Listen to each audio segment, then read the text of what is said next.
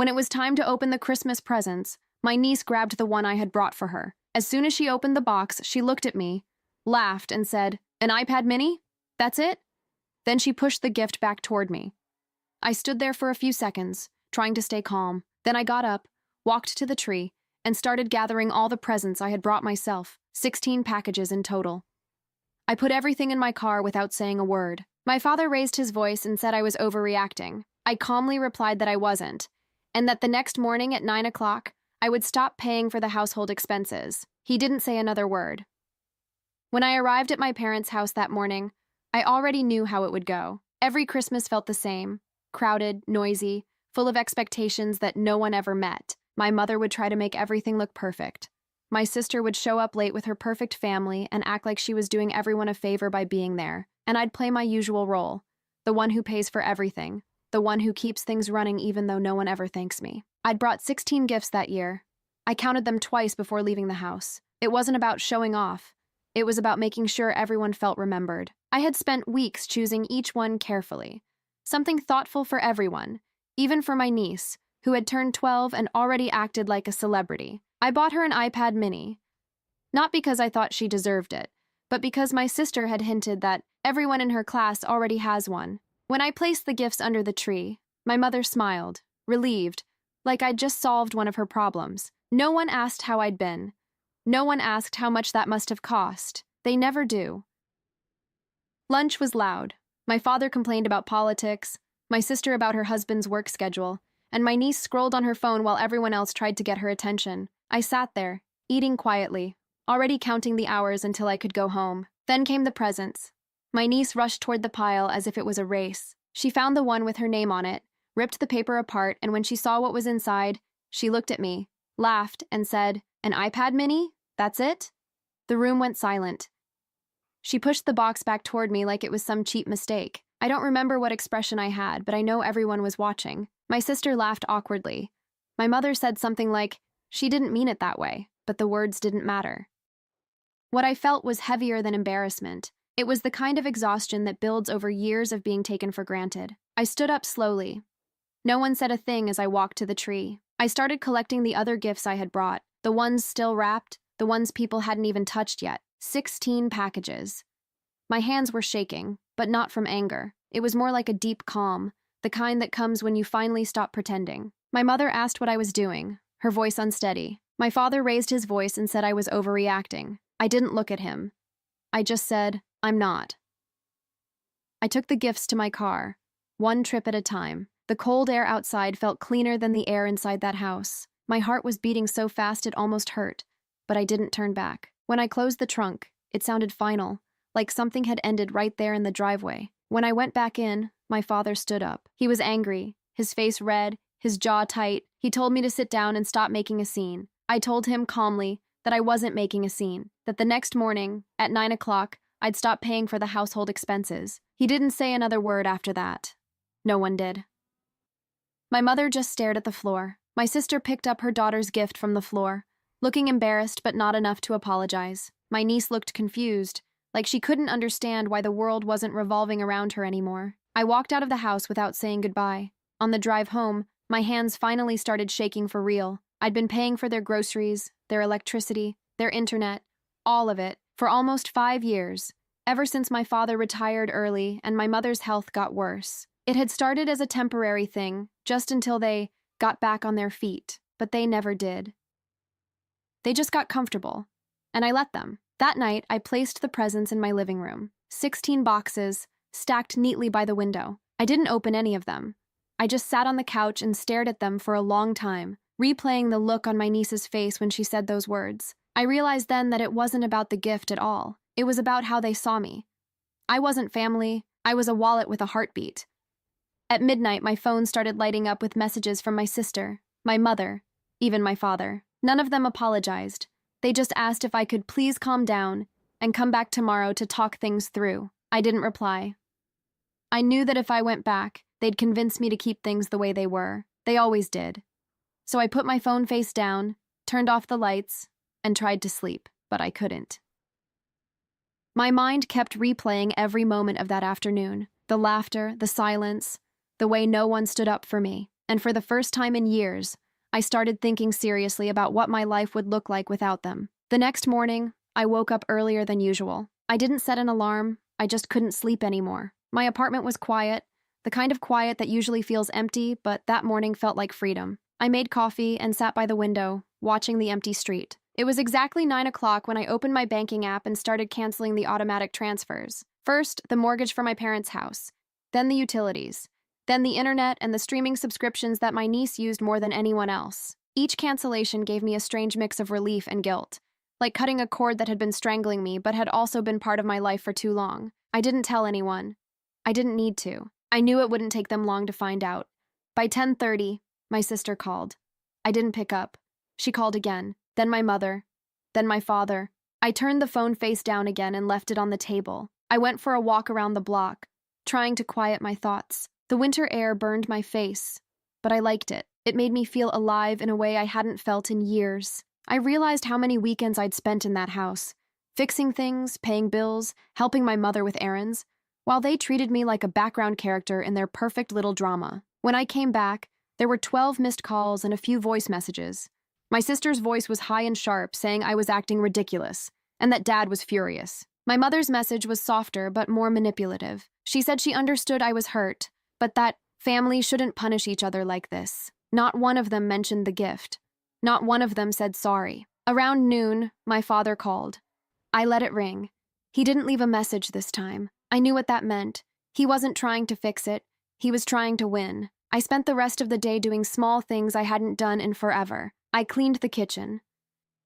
I watched a movie I'd wanted to see for months. I even took a nap. It felt strange to do things just for myself, like I was learning how to be a person again. That night, I made dinner for one and sat at the same table where the presents were stacked. I decided I wouldn't keep them. Some were expensive, others not so much, but they all carried that same sour memory. I wrote down a list of local shelters and community centers that accepted donations. By the next afternoon, I'd loaded the car and started dropping them off, one by one. It felt symbolic, but not in a dramatic way, just right. Each box gone was another piece of resentment leaving with it. When I got home, my phone was full of new messages. This time, they weren't pretending to be calm. My sister accused me of humiliating the family. My father said I was turning my back on them after everything they'd done for me. My mother asked if I really wanted to see her get sick from the stress. That one stung the most. For a moment, I almost called her back. Old habits die hard. I almost said I'd come over, that we could talk. But then I remembered how she'd said nothing when my niece laughed at me, how she'd looked down instead of standing up for me. So I put my phone away again. 2 days later, my father showed up at my door. I saw his car through the window before he even rang the bell. I froze. Part of me wanted to pretend I wasn't home, but I opened the door. He didn't say hello. He just stepped inside like it was still his house. He looked around, saw the empty space where the presents had been, and said, "So this is what it's come to?" I didn't answer. He went on about how I'd embarrassed everyone, how I'd made my mother cry, how people talk. I let him finish. Then I told him something I'd never said out loud before, that I'd been paying their bills because I loved them, not because I owed them anything. And that love doesn't mean being treated like an ATM. He stood there, stunned. Maybe he wasn't expecting me to sound so calm. Maybe he thought I'd cry or apologize. But I didn't. He finally said, "You'll regret this," and walked out. When the door closed, I felt something break inside me, but it wasn't pain. It was relief, like I had finally stopped trying to earn their love. That night, I lay in bed and thought about how strange it was that one small moment, a spoiled child's laugh, had shattered years of pretending. But maybe that was what I needed. A clean break. The next morning, I got a message from an unknown number. It was my niece. Her text was short. "Mom says you hate us now." I stared at the screen for a long time before replying. I didn't write much, just one line. "I don't hate you. I just stopped letting people treat me like I don't matter." She never answered. Still, I hoped she'd remember those words one day. The following week felt strangely quiet. For the first time in years, no one from my family called, texted, or stopped by. The silence that once would have made me anxious now felt like a clean wound. Still tender, but finally healing in the right direction. At work, I noticed how much lighter I felt. I wasn't carrying the constant weight of everyone else's problems. No one was depending on me to fix things that weren't mine to fix. I didn't realize how drained I had been until the exhaustion started to fade. Still, I'd be lying if I said it didn't hurt. The first night after my father's visit, I kept checking my phone, half expecting a message that never came. I wasn't hoping for an apology exactly. I just wanted acknowledgement. Some sign that they saw me as more than a provider who suddenly stopped providing, but nothing came. On Wednesday, my coworker, Olivia, noticed I was quieter than usual. She asked if I'd spent the holidays with my family. I told her a little, just that it hadn't gone well. She didn't press for details, and I appreciated that. But as I told her I'd spent Christmas Day alone, her face softened in a way that made me realize how much I'd been craving simple kindness. That night, she texted me, asking if I wanted to grab coffee after work the next day. I said yes before overthinking it. The coffee shop was warm and crowded, full of the kind of chatter that feels like background music. We talked about small things, work, movies, her plans to visit her parents in Seattle. At one point, she asked, "Do you think you'll see your family again soon?" I told her honestly that I didn't know, that for once I wasn't rushing to fix things. She nodded and said something that stayed with me. Sometimes peace feels like distance. The next morning, my mother finally called. I didn't answer right away, but I couldn't ignore it forever. I waited until my lunch break, then called her back. Her voice was careful, like she was walking on thin ice. She said she missed me, that things had gotten a bit complicated since I'd stopped helping with the bills. That word, helping, bothered me. Helping is something temporary, something voluntary. What I had done wasn't help. It was survival. For them, at my expense. She said my father was angry, but also worried. I could tell that meant more angry than worried. She asked if we could meet for lunch, just to talk. I agreed. We met at a diner halfway between our homes. When I arrived, she was already there, wearing the same red coat she always wore on holidays. She looked tired. Maybe she'd been crying, or maybe the years of pretending were catching up to her too. She started with small talk, trying to warm up the conversation. I let her. I didn't want to fight. Then she said, "You know your niece didn't mean to be rude. She's just young." I looked at her for a moment before answering. I told her it wasn't about the gift, or the comment, or even my niece. It was about everything that came before it. The way they always assumed I'd handle things. The way they never said thank you. The way no one ever stood up for me. Her eyes filled with tears, and she said she didn't realize how much I was carrying. Maybe she really didn't. Or maybe she just never wanted to see it. She asked if I could reconsider, just for a while, until they found a new solution. I felt my throat tighten. I wanted to say yes. I always did, but I couldn't keep saving people who didn't want to save themselves. So I told her the truth. I wasn't coming back. Not to the old arrangement, not to the old version of myself. She nodded slowly. There was no yelling, no guilt-tripping this time, just quiet acceptance that felt heavier than anger. She said she understood, even if it hurt. When we stood up to leave, she reached across the table and held my hand for a moment. It was brief, but real. The first honest moment between us in years. Driving home, I cried for the first time since Christmas. Not because I regretted what I did, but because endings, even necessary ones, still hurt. That night, I saw my niece's name pop up on my phone again. She sent a short message. "Mom says you're mad at everyone. I told her you're probably just tired." It wasn't much, but it made me smile. Maybe she was beginning to understand. I replied, "You're right. I'm just tired, but I still love you." She sent a heart emoji. That was all. It wasn't a resolution, not yet, but it was a start. A small bridge built from the wreckage of everything else. And for the first time, I didn't feel guilty for walking away. I felt free. A few weeks passed before I heard from anyone again. January faded into February, and the days felt steadier. My mornings had a rhythm now. Coffee, a quiet drive to work, the comfort of coming home to a space that was mine alone. I didn't realize how much peace could come from simple consistency, but even peace can feel lonely sometimes. There were moments when I'd catch myself staring at my phone, wondering what my family was doing, whether they'd managed to adjust. I didn't miss the chaos. I missed the sense of belonging I thought we had, even if it was built on something false. One Saturday, I drove past my parents' neighborhood without meaning to. My hands just seemed to turn the wheel on their own. I slowed down as I approached their street but didn't stop. From the car, I could see the porch light on and a few patches of snow on the lawn. It looked the same as always.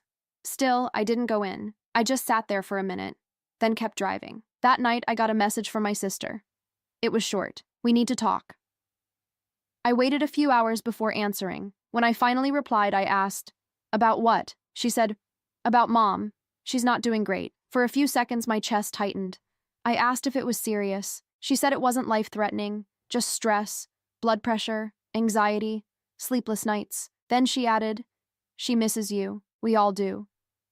That last part didn't sound like her. It sounded rehearsed. Still, I agreed to come by the next day. When I walked into the house, it smelled the same. Detergent and something faintly sweet, like old cinnamon. My mother was in the kitchen, sitting at the table with a blanket over her shoulders. She smiled when she saw me.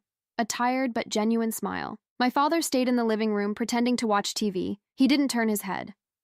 My mother told me she'd been seeing a doctor, that she was trying to take better care of herself. Then she said she wanted things to be normal again. I told her I wanted that too, but not the version of normal we used to have. I needed boundaries. Financial, emotional, all of it. She nodded slowly, her eyes focused on the table instead of me. She said she understood that maybe she and Dad had relied on me too much. For a second, I believed her, but then my sister walked in.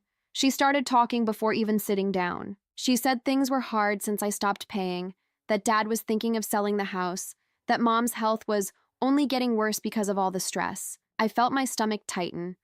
It was like every sentence was designed to pull me back into guilt. I told her calmly that I was sorry things were difficult, but I couldn't go back to the way it was. She looked at me like I'd just said something cruel. Then she said, "You know, everyone thinks you're being selfish." For a moment, I didn't say anything. I just let the silence sit there between us. Then I said, "Maybe they're right. Maybe for once I'm choosing myself." She didn't have an answer to that. She just shook her head and left the room. After she was gone, my mother reached out and touched my hand. Her grip was weak, but steady. She whispered, "You did what you had to do." That was all she said. It wasn't an apology, but it was the closest she'd ever come to admitting she'd understood me. When I left that afternoon, I didn't feel angry or relieved, just sad. The kind of sadness that comes from realizing things might never go back to the way you hoped they could be. A few days later, my niece sent me another message. She said her mom and grandpa were fighting a lot lately, and that she wished everyone could just be nice again. I wanted to tell her that families don't just break overnight. They crack over years of small disappointments, of words left unsaid, of people taking more than they give, but she was too young to understand that. So I just told her that things take time, and that I'd always be here for her if she ever needed me. Her response was a picture. Her holding the iPad I'd given her, the same one she'd laughed at on Christmas morning. Underneath it, she'd written, "I've been using it for school now. It's actually really good." I stared at the photo for a long time, not because of the gift, but because of what it meant. Maybe she was growing up. Maybe she was realizing what kindness really looks like. That night, for the first time in months, I slept without waking up in the middle of the night. No guilt, no resentment, just a quiet sense that maybe things had shifted. Not perfectly, but enough. Because sometimes, peace doesn't come from fixing what's broken. It comes from accepting that you can love people deeply and still choose to step away. By March, life had settled into something that almost felt normal again. I was getting used to weekends that belonged only to me. I started cooking more, cleaning less obsessively, even picking up old hobbies I'd forgotten about, reading, sketching, and taking long walks without checking my phone every few minutes. It felt strange to rediscover myself, as if I'd been living in the background of my own life for years. Still, every so often, I'd feel a quiet ache when I thought about my family. Guilt doesn't vanish just because it's undeserved. It lingers, waiting for silence to fill. One evening, I got home from work and found a letter in my mailbox. Not an envelope, just a folded piece of paper with my name written in my niece's handwriting. Inside, she'd written that she was sorry for Christmas, that she hadn't meant to be rude, and that she missed me. She said she didn't really understand what had happened between everyone, only that things felt different now. She asked if I could come watch her school play next week. I read that letter 3 times.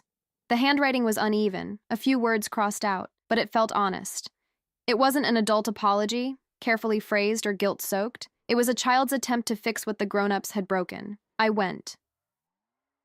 When I arrived, my sister saw me before my niece did. Her expression froze, uncertain whether to smile or look away. We hadn't spoken since that argument in my parents' kitchen. I gave her a small nod. She nodded back. That was it.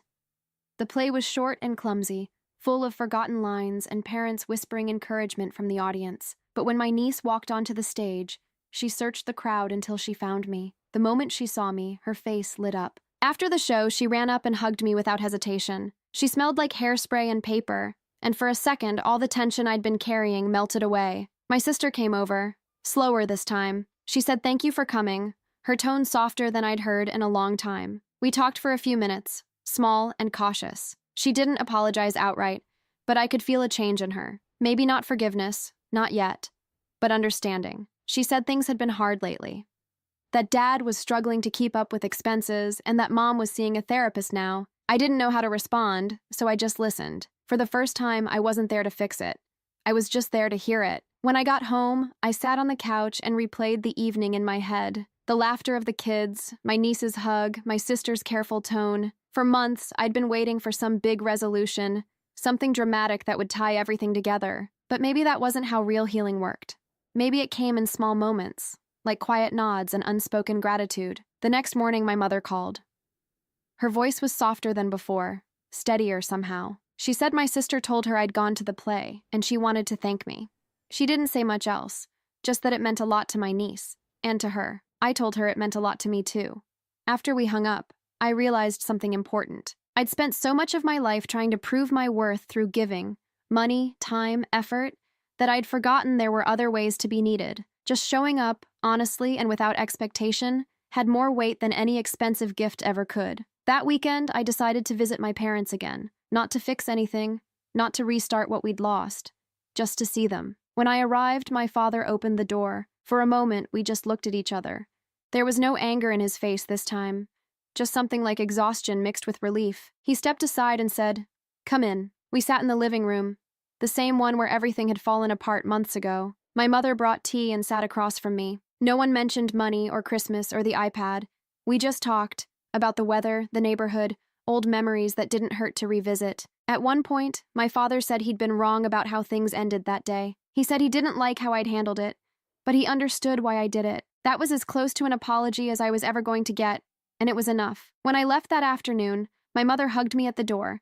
She held on a little longer than usual. Driving home, I realized the silence in the car felt different this time. It wasn't empty anymore. It was peaceful. That Christmas had broken something between us, but it also broke a pattern that needed to end. For years, I'd believed love meant sacrifice. Now, I was learning that sometimes it means letting people learn to stand on their own. And for the first time, I felt like we might actually have a chance to build something real, something balanced, something honest. Not perfect, but real. By the time spring arrived, the tension between me and my family had softened into something quieter, an awkward peace that neither side wanted to disturb. We weren't close again, not like before, but we were trying, in small, cautious ways, and that felt like enough. I kept my boundaries firm. I didn't send money, didn't offer to fix anything around the house, didn't ask questions I didn't want to answer, but I visited on Sundays. I brought food sometimes, and we sat together like people who were still learning how to talk without hurting each other. My mother seemed lighter, maybe because she'd finally started putting herself first. She told me she'd been attending group therapy for caretakers of aging spouses. She said it helped her see how much she'd been enabling.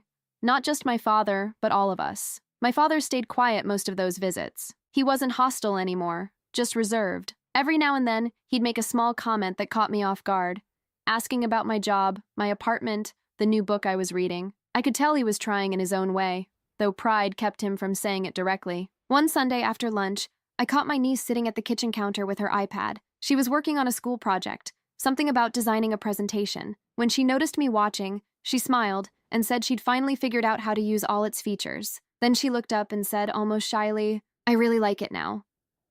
That sentence stayed with me all day, not because of the iPad, but because of what it meant. She'd grown a little since that Christmas. Maybe she understood now that gifts aren't about price tags, or maybe she just realized I wasn't someone to laugh at. Either way, it was progress. My sister walked in then. For a long time, I'd wondered if she still resented me, if she secretly thought I was selfish for stepping away. But lately, she'd started texting me more, sending small updates, asking how I was, sharing pictures of my niece. That afternoon, she thanked me for coming so often. She said Mom had been calmer, that Dad was trying to cut back on expenses and handle more around the house. It was strange hearing that. For so long, I'd believed they'd never change unless I forced them to, but they were changing on their own, slowly but genuinely. Maybe my absence had done what years of sacrifice never could. That night, back at my apartment, I sat on the couch with the windows open. The air smelled like rain. I thought about how much had shifted in just a few months, how I'd gone from feeling like the family's invisible provider to someone with her own life, her own limits, her own peace. Then my phone buzzed. It was a message from my mother, just one sentence. I'm proud of you. I stared at it for a long time. She'd never said those words before, not once. And suddenly, the weight I'd been carrying for years, the need to be seen, to be appreciated, started to fade.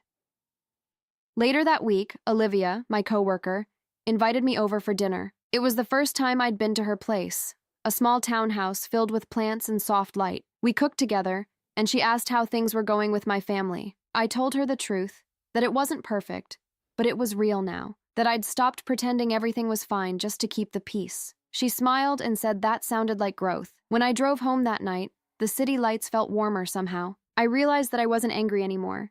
Not at my family, not at myself. I'd simply outgrown the version of me that needed to fix everyone else to feel worthy. The next Sunday, my father surprised me. When I arrived, he was outside cleaning the gutters. I offered to help, but he shook his head and said, "I've got it.